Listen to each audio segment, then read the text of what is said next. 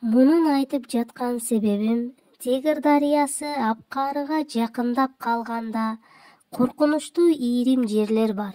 Жана кайык башы тажрыйбалуу суучу болуп, суунун ийримин жакшы билбесе, кайык кыйроого учурары талашсыз.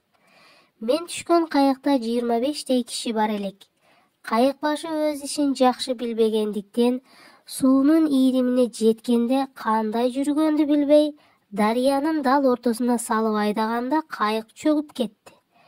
Кайыктагы ошол топ адамдан мен, басыралы кабышка, кабы деген менин гулямым сүзүп чыктык, а калгандар чөгүп өлүштү. Мен тирүү калганыма тобо деп, атамдын арбагына арналган садака пулду көбөйттүм.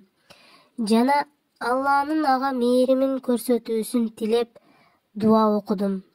Атам менин башыма түштүү бул күндү көрө билип, сүзгөндү үйрөткөнүнө мен өз учурумда маани бербегенимди байкаган эмес экенмин.